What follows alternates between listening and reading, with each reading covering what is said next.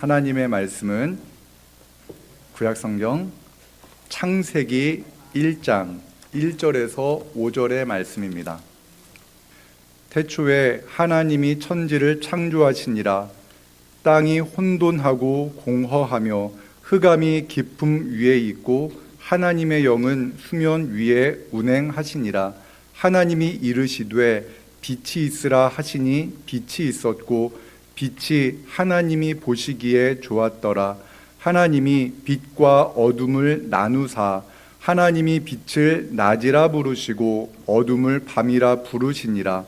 저녁이 되고 아침이 되니 이는 첫째 날이니라. 아멘.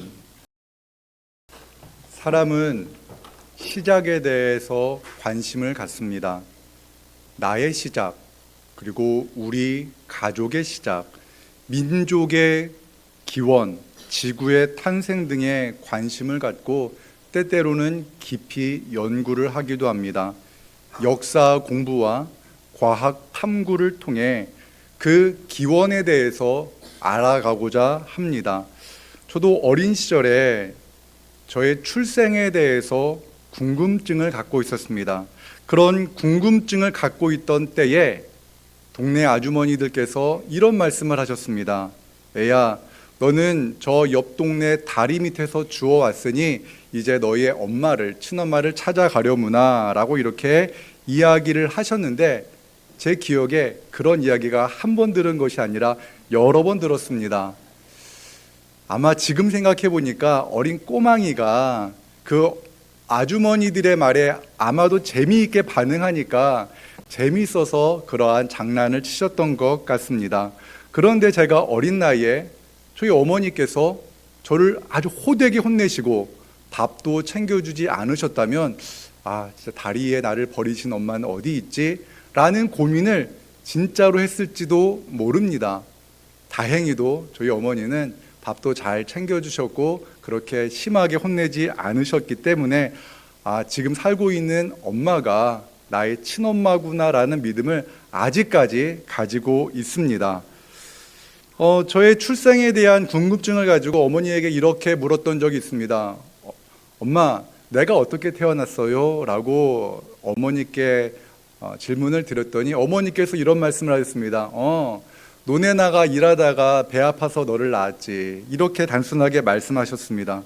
물론 중학생 시절에 이제 과학을 배우면서 정자와 난자가 수정되어서 사람이 출생한다는 이야기를 듣고 알았지만 저는 그냥 배 아파서 일하다가 배 아파서 너를 낳았지. 그리고 하나님의 은혜로 아버지와 어머니가 만나 결혼해서 내가 태어났다는 그 사실이 더 정겹게 느껴집니다. 하나님을 믿는 아내가 아이를 낳았습니다. 그리고 아기를 바라보면서 예수님을 믿지 않는 남편에게 이런 말을 합니다. 여보, 하나님이 우리 가정에 이렇게 예쁜 아기를 주셨다는 것이 너무나 감사해요. 이런 말을 했는데 갑자기 남편이 정색을 하면서 무슨 말을 그렇게 해? 나의 정자와 당신은 난자가 만나서 이 아이가 태어난 거야 라고 말하지는 않을 겁니다. 그냥 그렇게 행복해하는 아내를 바라보며 미소를 지을 겁니다. 그런데 그 아기가 자랐습니다. 아기가 자라서 학교를 가려고 하는데 엄마가 아이를 바라보면서 이런 말을 합니다. 너같이 이렇게 멋진 아이를 우리 가정에 주신 하나님께 너무나 감사한단다 라는 말을 했는데 아이가 정색을 하며 엄마, 하나님이 나를 이 가정에 보내주셨단 말 저는 부담스러워요. 더 이상은 그런 말 하지 마세요 라고 말을 한다고 한번 생각해 보십시오. 그 부모는 매우 불행할 겁니다. 얼마 전에 나름 유명한 한 저자가 쓴 책을 읽었는데 그 저자는 자신의 무신론적 사고에 대한 이야기를 기술했습니다. 왜 하나님을 믿지 않고 자신이 그렇게 유물론적 사고를 하게 되었는가에 대해서 이야기를 합니다. 그가 믿고 있는 진화론을 이야기하면서 그는 이렇게 말을 합니다. 과학을 공부하고 난 후에 엄마의 진실을 밝혔다. 이렇게 말을 하는 그 글을 보았는데 왠지 모르게 그 저자가 참 불쌍하게 느껴졌습니다. 물론 저자는 저와 같이 하나님을 믿고 영생을 믿는 저와 같은 종교를 가진 사람을 불쌍하게 느낄지 모릅니다. 그런데 그는 이렇게 말합니다. 나는 과학을 믿고 또한 그 유물론을 믿기 때문에 더 이상 죽음이 두렵지 않아라고 말하면서 억지로 죽음에 대한 두려움을 회피하려는 그 모습을 보면서 그 저자를 위해서 기도하게 되었습니다. 과학적 사고를 하는 사람의 눈으로 창세기의 말씀을 읽고 이해하기란 거의 불가능합니다. 창세기의 말씀을 설교하면서 왜 부모에 대한 이야기, 또한 나 자신의 이야기에 대해서 이렇게 길게 이야기하는지 여러분들이 조금은 의아해 하실지 모릅니다.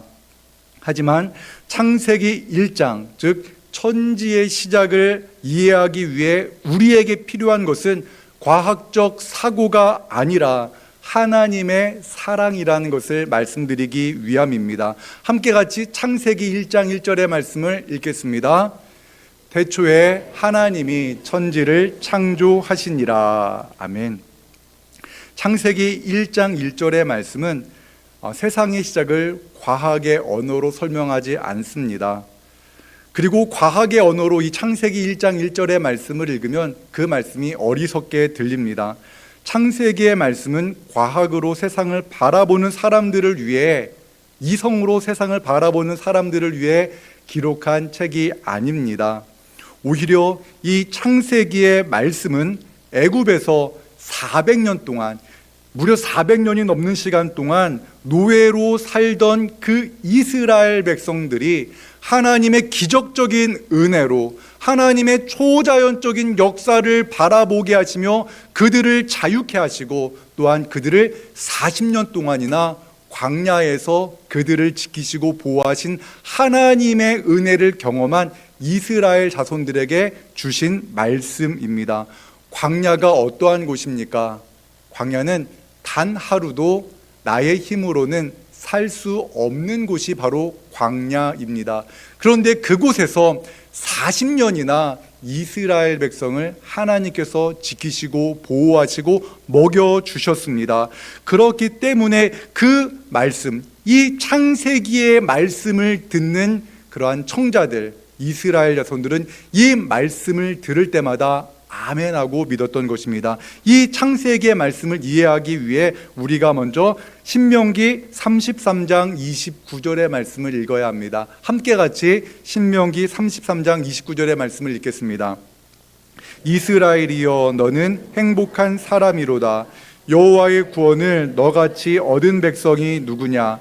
그는 너를 돕는 방패시오 내 영광의 칼이시로다. 내 대적이 내게 복종하리니 내가 그들의 높은 곳을 밟으리로다. 아멘. 하나님이 보여주신 놀라운 기적과 은혜, 그리고 사랑과 보살핌을 경험한 이스라엘 백성에게 그 인생의 시작을 알리시는 겁니다. 어머니의 사랑을 경험하며 어머니의 사랑의 말을 듣고 자란 그 자녀가 이 엄마가 나의 엄마구나라고 믿는 것과 비슷한 맥락입니다. 그리고 어머니에게 내가 어떻게 태어났습니까? 라고 질문했을 때 조금은 어색하게 들릴 수는 있지만 논에서 일하다가 배 아파서 너를 낳았어 라는 그 말이 오히려 더 따뜻하고 사랑으로 느껴지는 그 말과 같은 맥락입니다.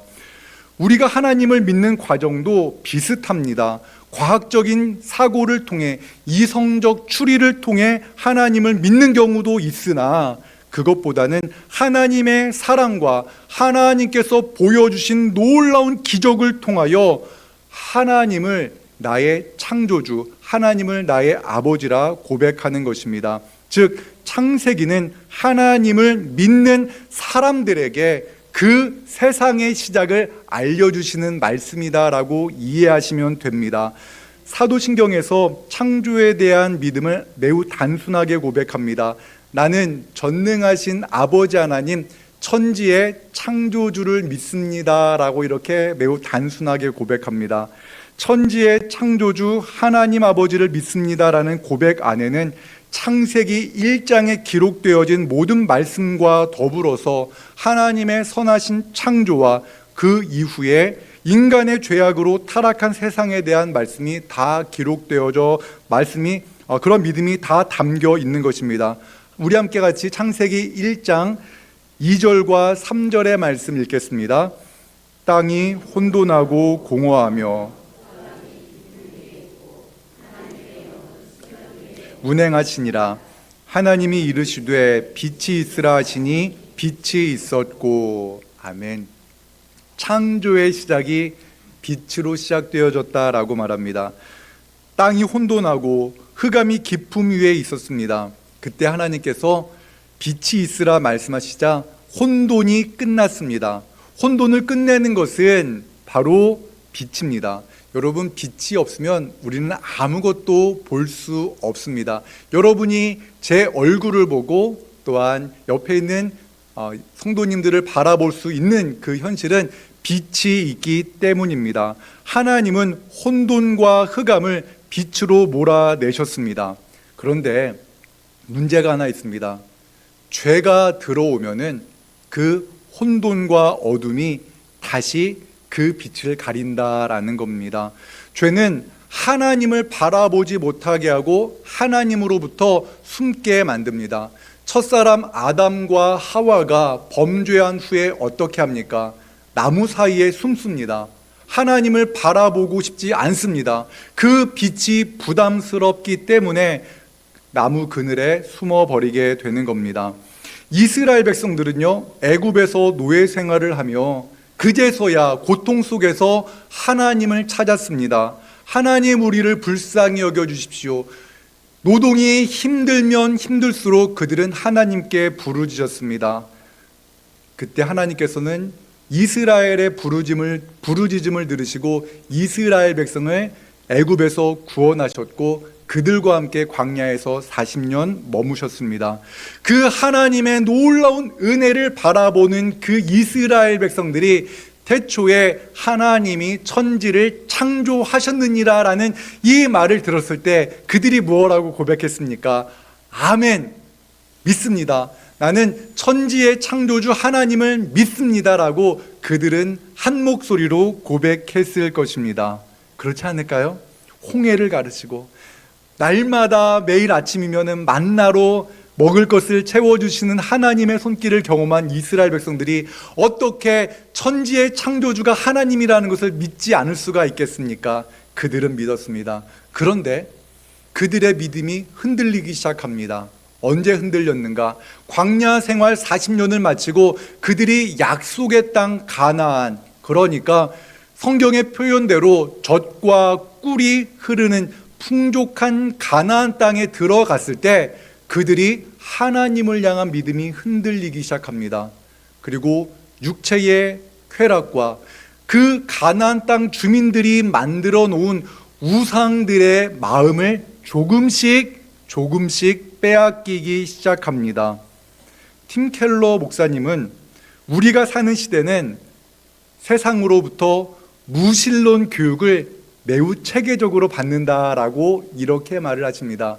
스마트폰을 통해서 디지털 콘텐츠를 통해서 끊임없이 우리가 듣고 보는 그 많은 메시지들이 하나님은 없어, 내 원하는 대로 살아, 돈이 최고야, 없으면 불행해져 라는 이러한 물질주의 사상과 더불어서 하나님이 없는 진화론 사상에 대해서 끊임없이 신앙교육을 받는다라고 이렇게 이야기를 합니다. 어렸을 때는 하나님을 잘 믿었는데 나이가 들면서 하나님을 믿지 않는 그러한 자녀들이 주변에 많습니다. 저의 경우도 그랬던 것 같습니다. 세상에 나아가서 공부를 하고 책을 읽고 수많은 이야기를 들으면서 내가 배우고 나니, 책을 읽고 나니 하나님이 없는 거 맞아. 내가 어리석었기 때문에 내가 하나님을 믿었던 거야 라고 생각하곤 했습니다. 제 모습이 그랬던 것입니다. 그런데 그것이 아니라 무엇인가? 죄악으로 인해 하나님을 향해서 가지고 있었던 그 나의 영적 시력이 죄악으로 인하여 하나님은 없다라고 말하는 그 세상의 소리에 내가 조금씩 물들어가면서 하나님이 없다라는 믿음으로 변질되어져 갔다라고 성경은 우리에게 말씀합니다. 요한복음 1장 9절에서 12절의 말씀을 함께 같이 읽겠습니다. 참빛 곧 세상에 와서 각 사람에게 비추는 빛이 있었나니 그가 세상에 계셨으며 세상은 그로 말미암아 지은 바 되었으되 세상이 그를 알지 못하였고 자기 땅에 오매 자기 백성이 영접하지 아니하였으나 영접하는 자 곧 그 이름을 믿는 자들에게는 하나님의 자녀가 되는 권세를 주셨으니, 세상이 다시 혼돈에 빠진 겁니다. 죄악으로 인하여서 하나님 아닌 다른 신들을 섬기고 내 육신의 쾌락을 위해 살아가면서 하나님을 향한 시력을 잃어가다 보니 어둠이 이 세상을 지배하였고, 그리하여서 하나님께서 새로운 창조, 새로운 빛을 세상에 보내주셨다라고 말씀합니다. 눈에 보이는 풍요로운 물질과 육신의 쾌락은요, 하나님이 계시다는 사고가 불편하게 느껴집니다. 차라리 이 땅이 끝이다, 내가 가진 것을 가지고 누리면서 사는 것이 편하다라는 그 유물론적 사고, 진화론적 사고가 오히려 훨씬 더 편합니다. 육체의 시력이 있으면 전등빛이나 전기등이나 태양빛으로 모든 것을 볼 수가 있습니다. 그러나 육신의 시력이 아닌 영의 시력은 하나님의 은혜가 아니면 볼 수가 없습니다. 죄악은 우리의 영의 시력을 빼앗아 갑니다. 창세기 1장을 믿었던, 그러니까 광야에서 40년 동안 하나님과 동행했던 사람들이 태초에 하나님이 천지를 창조하시니라 라는 이 말씀에 아멘 믿습니다라고 고백했던 그들이 가나안 땅에 들어간 후에 하나님이 있는지 없는지 잘 몰라, 내가 그 광야에서, 우리 조상들은 광야에서 그 이 가나안 땅의 풍요로움과 가나안 땅에 있는 이 현대 문물을 보지 못했기 때문에 그냥 어리석어서 하나님을 믿었던 거야 라고 생각했던 것 아니겠습니까? 하나님은 진리의 말씀을 어린 아이들에게 보여주십니다. 그 아이들이 어리석기 때문이 아니라 아직 죄악에 물들지 않았기 때문에 하나님께서는 어린 자녀들에게 하나님의 말씀을 들려주시고 또한 그 말씀을 있는 대로 믿게 됩니다. 우리는 그 반대라고 생각하나 그것이 아닙니다. 예수님께서 마태복음 11장 25절에서 이렇게 말씀하셨습니다. 함께 읽습니다. 그때에 예수께서 대답하여 이르시되 천지의 주제이신 아버지여, 이것을 지혜롭고 슬기 있는 자들에게는 숨기시고 어린 아이들에게는 나타내심을 감사하나이다. 아멘.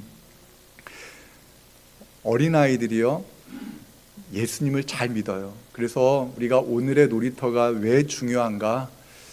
세상 끊임없이 우리가 들려오는 세상의 소식들은요, 하나님은 없다라고 말을 합니다. 이 세상이 끝이고 재물이 많으면 행복하고 가난하면 불행하다, 성공하면 복받은 인생이고 실패하고 병 걸리면 저주받은 인생이다라는 말로 끊임없이 세상은 우리를 설득하고 우리를 교육합니다. 그러한 세상의 소식, 그러한 세상에 무신론적 사고가 들어오기 전에 그 어린 자녀들에게 하나님의 말씀을 전하는 것은 매우 중요합니다.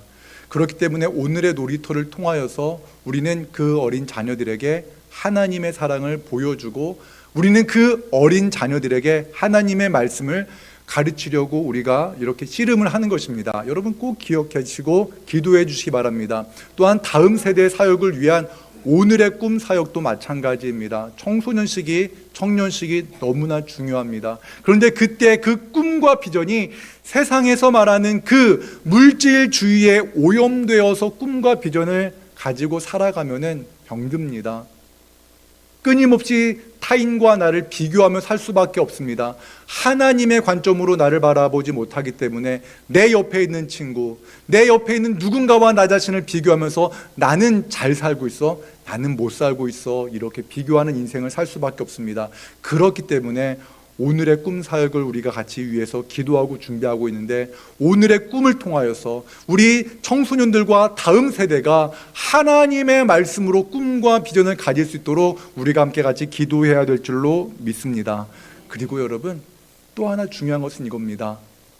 예수님을 믿으면요, 어린아이가 됩니다. 최근에 한 성도님께서 예수님을 인격적으로 만나고 기뻐하는 모습을 보았는데요, 꼭 어린아이 같습니다. 몇 살? 7살 어린아이 같아요. 기쁘면 기쁘다고 말하고, 감사하면 감사하다고 말하고, 속에 있는 것을 그대로 표현합니다. 왜? 주님 안에서 내가 얼마나 소중한지를 알게 된 어린아이의 심령을 회복하기 때문에 그렇습니다. 무언가 숨기려고 하고 무언가 감추려고 하는 것은 어른이 되었기 때문에 그런 것이 아니라 죄가 그의 마음을 사로잡기 때문에 감추고 싶어지는 것이 많기 때문이라는 것을 여러분 기억하시기 바랍니다. 제자들이요, 예수님을 믿게 된 것은 성경을 읽은 후에 믿은 것이 아닙니다. 그들은 예수님을 보고 예수님을 만지고 예수님께서 행하시는 놀라운 기적들을 경험한 후에 예수님을 믿었습니다. 요한복음 1장 14절의 말씀 함께 같이 읽겠습니다. 말씀이 육신이 되어 우리 가운데 거하심에 우리가 그의 영광을 보니 아버지의 독생자의 영광이요 은혜와 진리가 충만하더라. 아멘.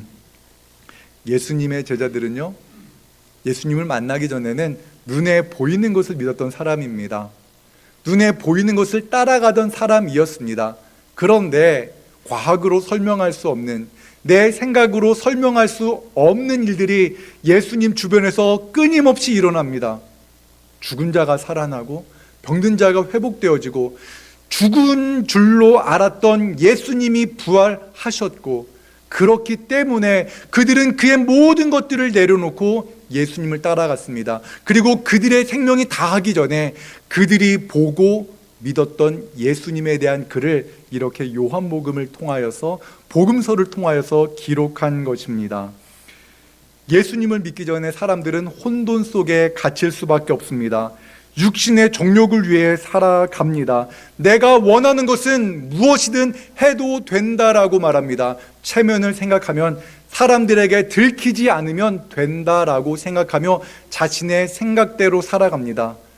예수님께서는 그런 사고 속에 사로잡혔던 한 여인을 만나셨습니다. 그 여인은 자신의 남편이 아니 아내가 있는 남자와 간음을 하다 붙잡힌 여인이었습니다. 그 여인은 내 마음대로, 내 생각대로 살아도 돼 라는 이런 혼돈 속에 사로잡혀 있었던 여인이었습니다. 그런데 그 여인이 예수님을 만나고 그 여인은 돌에 맞아 죽을 위기에서 벗어납니다. 예수님은 그 여인에게 말합니다. 나도 너를 정죄하지 않는다. 다만 이제는 죄를 짓지 말고 살라라고 말씀하시며 그 여인을 보내신 후에 예수님께서 많은 사람들에게 이렇게 선포하십니다. 요한복음 8장 12절의 말씀 함께 같이 읽겠습니다. 예수께서 또 말씀하여 이르시되 나는 세상의 빛이니 나를 따르는 자는 어둠에 다니지 아니하고 생명의 빛을 얻으리라. 아멘. 누구든지 그리스도 안에 있으면 새로운 창조를 경험하게 됩니다. 그 이유는 빛 때문입니다. 그 빛은 죄악으로 말미암아 어두워졌던 우리의 눈을 다시 보게 하는 겁니다. 하나님을 바라보게 하고 우리의 미래를 바라보게 합니다. 그래서 다시금 새로운 인생을 살아가게 만듭니다. 예수님을 믿게 된 사람들, 그들은 이성으로, 과학으로 설명할 수 없는 예수님을 믿었기 때문에 그들은 과학으로 세상을 바라보는 사람들의 그 시선에 맞추어서 성경을 기록하지 않았습니다. 내가 보고 내가 믿은 예수님을 전했던 것입니다. 지금도 하나님은 놀라운 일들을 행하십니다. 어떻게 행하십니까? 이렇게 행하십니다. 예수님을 믿는 사람들을 통하여서 일하십니다. 예수님을 믿는 사람들은요, 설명하기 어려운 일들을 합니다. 용서하기 힘든 사람을 용서합니다. 내 것을 나누어 줍니다.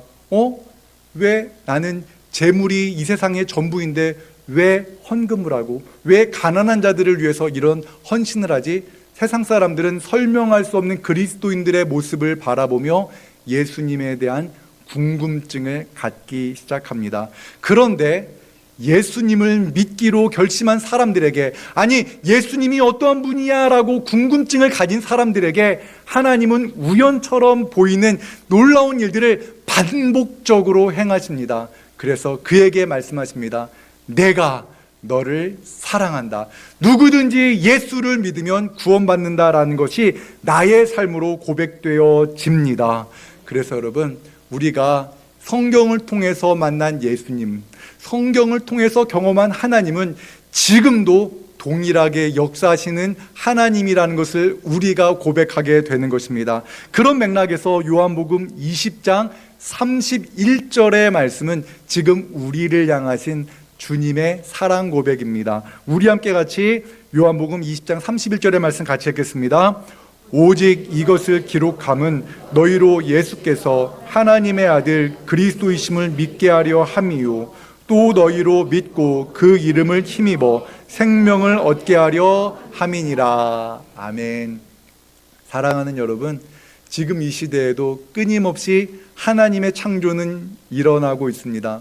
혼돈과 어둠 속에 갇혀있는 그 영혼에 생명의 빛 되신 예수 그리스도가 그의 영혼을 비추실 때 그 인생이 새롭게 창조되어지는 줄로 믿습니다. 이러한 창조의 역사가 날마다 일어나는 우리 모두가 되기를, 그러한 창조의 역사가 일어나는 우리 진지동 교회가 되기를 주님의 이름으로 축원합니다. 사랑과 은혜 하나님 감사합니다.